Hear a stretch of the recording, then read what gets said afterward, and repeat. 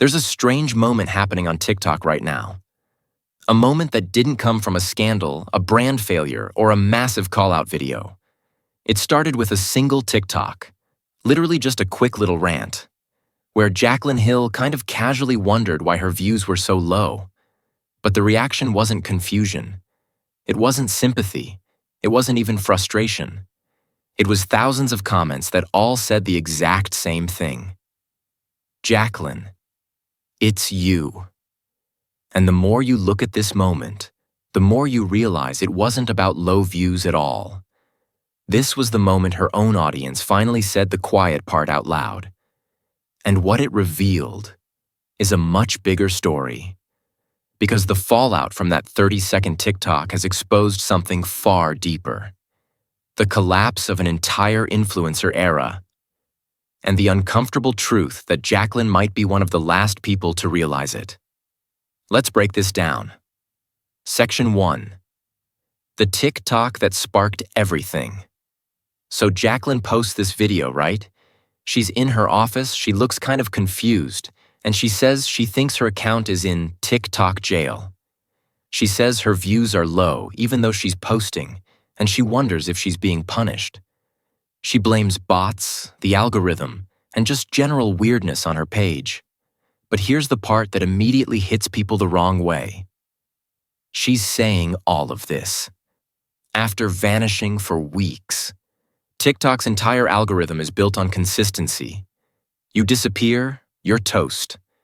Everyone knows that, except apparently Jaclyn. But the backlash didn't come just because she blamed the algorithm. It came because she genuinely seemed shocked. As if the audience hadn't been saying for years that her content doesn't land the way it used to. As if the shift from makeup educator to luxury lifestyle curator to brand owner with 1 million links hadn't changed anything. The comment section becomes the real story. And instead of blame the algorithm energy, it turns into something completely different. Section 2. The content problem. No one told her about people start pointing out the obvious. Jaclyn doesn't actually post consistently anywhere. YouTube? 1 video every few months if they're lucky. Half the time it's a haul. No tutorials, no in-depth reviews, none of the things people originally followed her for. TikTok? Random bursts of posting, long absences, then suddenly she's shocked. Her page is quiet. And there's this very noticeable shift in the vibe. Her content used to be, here's what you need to know about makeup. And now it's, here's another luxury item I bought. Here's another link. Here's the expensive version I swear is worth it. Other creators are making luxury content and thriving. Michaela is literally reviewing $40 items in the same breath as $400 ones, and her audience is fine. Because she balances it with information. Jaclyn's audience feels like she abandoned education entirely and replaced it with commerce. And that is where the comments start sharpening. Section 3. Fans call her out for being out of touch. This is the moment that goes completely viral. People start quoting her back to herself. The $130 sweatshirt she recommended. Luxury home decor everywhere. The lifestyle that feels impossibly detached from what her audience is dealing with financially right now. We're in an economic period where groceries feel like a luxury item. People are literally commenting, Jaclyn, we are choosing between gas and dinner. No one is buying the $130 sweatshirt you're pushing. And this is where the shift becomes almost symbolic. Because her audience wasn't mad that she liked nice things. They were mad that she seemed unaware that they don't live like that. The connection they had with her years ago was built on relatability. Midwestern girl, messy bun, affordable dupes, scrappy energy. Now it's marble countertops and $2,000 purses. And people start saying what's been whispered for years. She's lost touch. She doesn't get us anymore. She's not real Jaclyn. And then, she makes it worse. Section 4. The defensive replies that fueled the fire. Instead of stepping back and absorbing the feedback, Jaclyn replies to people almost instantly. And the tone is defensive. She says she posts affordable things all the time. But the comments say something totally different. It's not that you never post affordable things, it's that you don't live affordability anymore. Her replies feel like she's arguing with her own audience instead of listening to them. And that's what creates the spiral. Because once people feel unheard, they get louder. Once they get louder, creators often get defensive. Once creators get defensive, the whole conversation collapses. And this is exactly where her second video comes in. The one where she suddenly realizes the backlash isn't about her views. It's about her. Section 5. The follow-up video where everything changes. She comes back, clearly rattled, and says she didn't expect people to blame her content. She says she read the comments for hours. She says she's shocked. And then she does something interesting. She asks people what they want from her. On the surface, this looks like growth. But the audience hears something else. Why are you asking us this again? We've told you for years. This is a cycle now. Every few months, she disappears. She comes back with a promise of consistency. She asks what people want. The audience tells her tutorials, reviews, education. She posts 2 videos. Then she vanishes again. And people are exhausted. What makes this moment different is that she seemed genuinely stunned that people didn't blame TikTok. She didn't realize the disconnect had grown this big. And that leads directly into the bigger conversation. Section 6.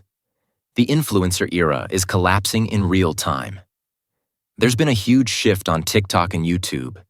People are tired of being sold to. De-influencing isn't just a trend.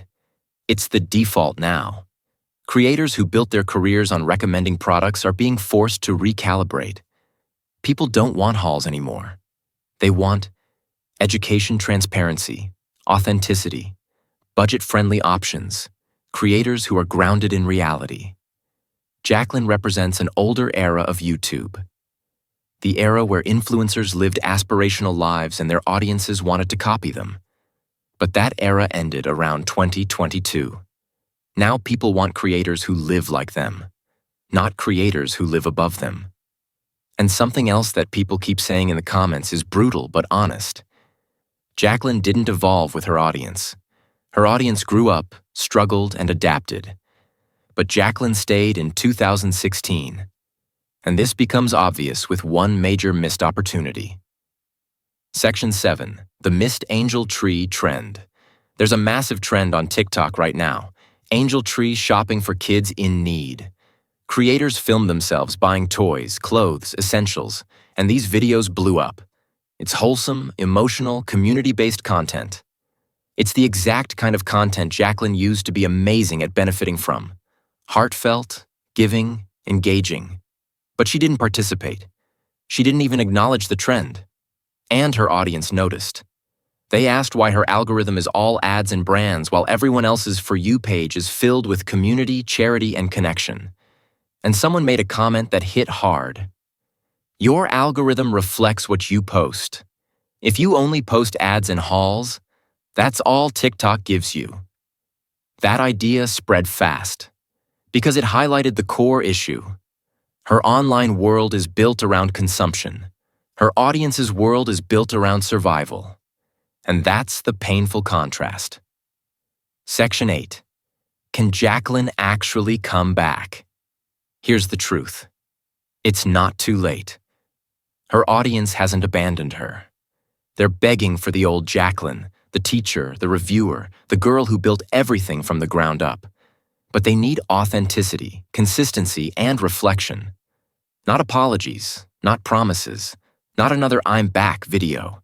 They want actual change. A return to real tutorials, honest reviews, affordable content, transparency about her life, consistency without disappearing. But the question isn't whether the audience wants it, it's whether she does. Because for Jaclyn, coming back isn't about posting more. It's about rewiring the entire way she approaches content.